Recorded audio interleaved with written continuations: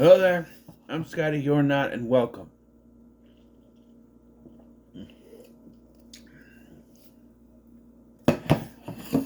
to the grand finale of the King-A-Thon. And what a better way to finish it off than with the only film directed by Stephen King himself, Maximum Overdrive. Yes, an adaptation of King's novel Trucks is the only film to be directed by Stephen King himself, and it's because producer Dino De Laurentiis, who produced other King adaptations, like I think he did Firestarter, but he did other ones. They actually wanted an actual director to come in, and he suggested, "Nah, let's have King do it. We want to get it right, right? Yes, let's get the drunk, coked out writer to direct this film." King himself admitted he was very coked out on this film, while the actors said he was drunk, having 10 beers before 11 a.m., 8 a.m., whatever it was. Yeah, he's did. No. Yes. There's infamously a vignette or something with King saying, well, you wanted someone to do Stephen King, right? Right? We got Emilio Estevez, who is a connection to King as his father. Martin Sheen was in 2 films, Firestarter and The Ice. It's gonna break. Yeah. Dead Zone.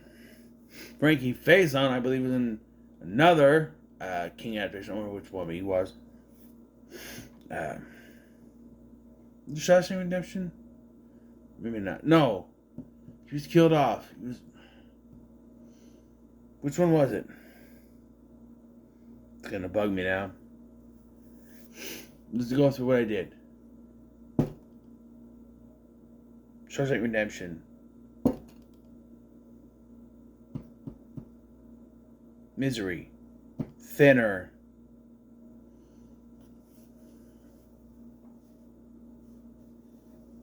Damn it!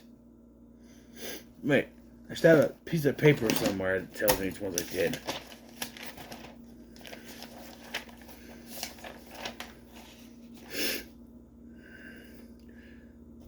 He was in Langoliers. That's right. He was the guy. He was the black guy that was killed in that movie.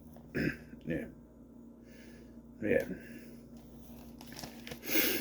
And the story is about a meteor shit, that comes across the earth and leaves a stink thingy around the earth that controls all the trucks and other appliances, except for conveniently when the stuff that they're... Because it takes place at a truck stop. And at first there are some things that attack them, and then it just stops. And it's really weird how throughout the entire film these people are held up in this truck stop while trucks circle around the place. And you're sitting there wondering, why don't they just barrel through the goddamn place? Why are they running around? You find out later they need to be fed. You know, they want fuel. But they run out of it after a while. They run out of gas after a while. And it's not till they decide to leave at the end that they smash through the things. Why didn't they do it when the others were there? That's what's confusing to me. We also have Yeardley Smith, who is Lisa Simpson, and the most annoying character in this movie. If I have to hear her scream, "Curtis!" one more goddamn time, why did they think this was a good idea? To have a woman with one of the most annoying voices in the entire world scream at the top of her lungs for almost the entire movie. She's screaming Curtis a million times. I'm not gonna die my wedding day.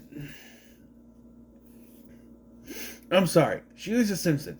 I know. But she is. Her voice is so annoying. It's like if Gilbert Gottfried were just shouting about socks the entire movie. I want some socks. Do you have any socks? If he's just shouting for the entire film. It's annoying. People with annoying voices who don't stop using those annoying voices for the entire film constantly over and over and over and over and over and over and over and over and over again are annoying. And she is. Because she can't stop saying fucking Curtis! Curtis! At least I know. Do you know what her husband's name is? Jack. No, of course it's Curtis.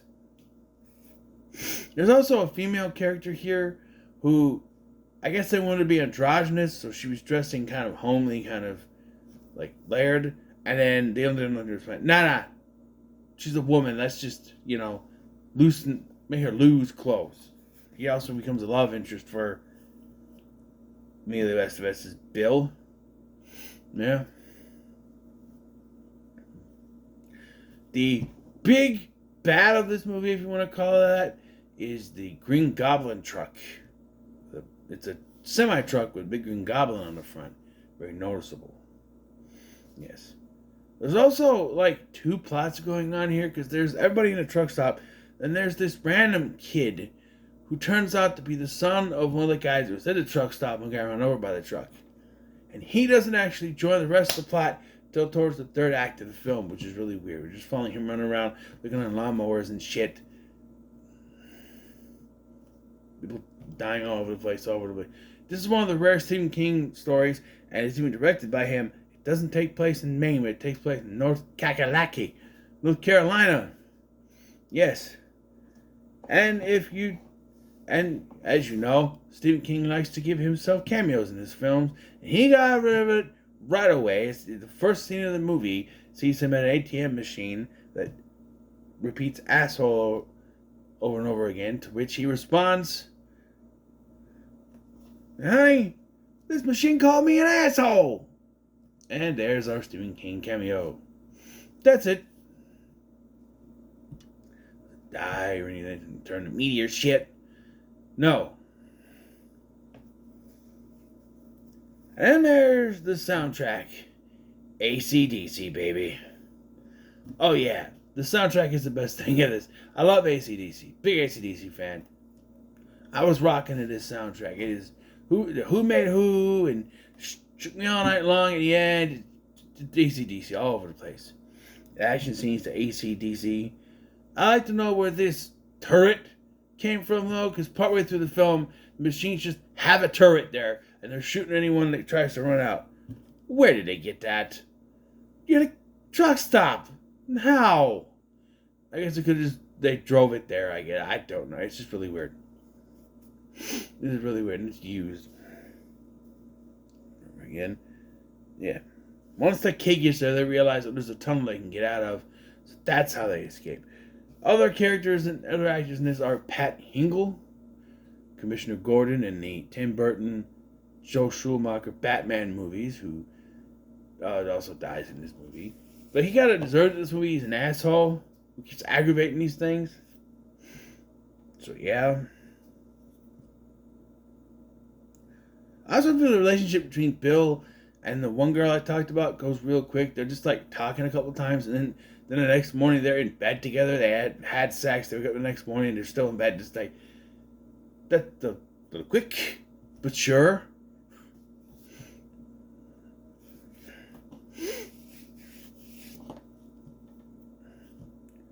I can imagine Stephen King is on the.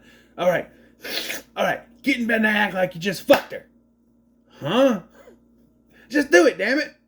Can you imagine? I don't know. But I digest. I do think, though, by the end of this movie, there's already too many characters, and sometimes you have a lot of characters and you can justify that with a lot of deaths. They don't.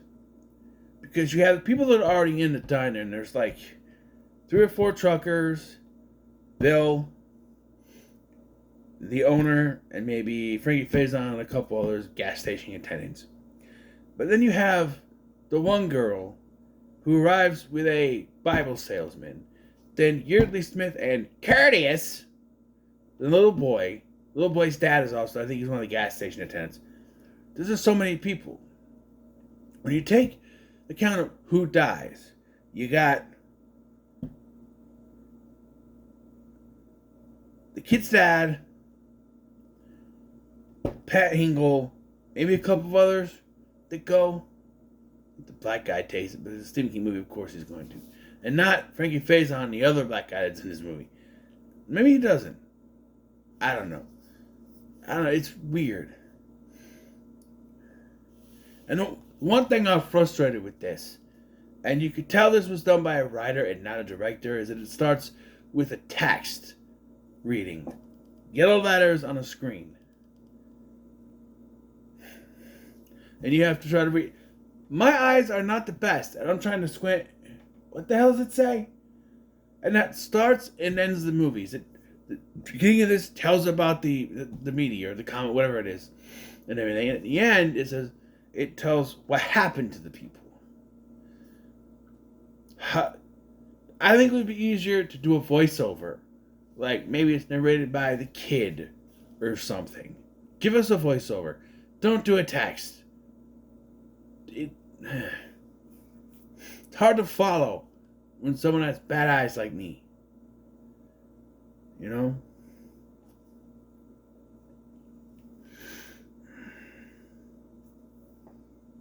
There's some pretty cool scenes in here with the action lawnmower shit. Other things are an electric knife attacks one of the people. Oh, this lady. That's one of the workers there. This lady is constantly freaking out. She's annoying, but she does it like twice. She goes outside and starts yelling, "We made you! We made you!" And they try to take her down, and Bill has to save her. And then she does it later. I think she gets killed at that point. And then next time she does it, but like, she's gone cuckoo. She's gone cuckoo nuts. Okay, that situation. Who wouldn't? But like I said, there's like too many people left at the end. They all kind of want to tunnel and come out. They do fight off against a few more trucks. An ice cream truck gets destroyed thanks to Bill and his shotgun. Oh, Pat Hingle does use a rocket launcher. It doesn't do much. Right? And then after it kills him, that's when the lady comes out and starts yelling again. "We made you! We made you!" And then they kill her. Because of course you run out there, they're gonna... Eventually they say that the meteor subsided and everyone that was left there survived, and that's it. Because I'd say the opening is good, but like you saw that text that is kind of annoying. King didn't know how to end this, so he didn't, instead of showing us what happened, he just spells out what happens. Okay, they survived the end.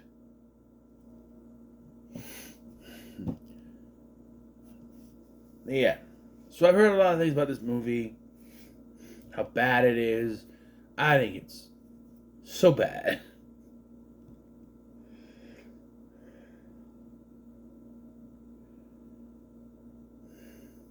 I was going to say it's so bad it's good, but I don't think it gets to that point. You know what? No, it's so bad it's good. I would say it's so bad it's good, and it would be in the category for so bad it's good cinema. But maybe I could do Revisited one day under so bad it's good cinema. But this is King-A-Thon, so I have to call it that right now. Someday I'll do it again. But yeah, I don't. There are some good days. Amelia Esteved's really good in it. The AC/DC soundtrack is fucking awesome. And there are some decent, like, kill stuff going on here. And Stephen King's cameo is actually pretty good. I don't think, text stuff aside, I think King did a pretty good job as director. I think there's some pretty good angles here, pretty good stuff. I think it's not bad. For his first and only directing job, I think he did fine. So there's that. But yeah, he says he's never doing another movie. He never directed another movie again. I get it. A lot of people, when they do their first time directing gigs, it's an episode of a TV show. That's where you see a lot of actors from TV shows like Tom Welling or Michael Rosenbaum, Katie Lotz, Daniel Panabaker, Tom Cavanaugh. They direct TV shows first, because you're only filming an hour-long episode. Where this is an hour and a half, 2 hours. A lot more going on. A lot more special effects, a lot more stuff. Where TV shows, you could do some CGI or whatever. Well, this is where we're going to put the CGI, you know. But there's a lot of practical effects in this. And for a first-time director like King, you know, it's stressful. That's why it was on cocaine and alcohol.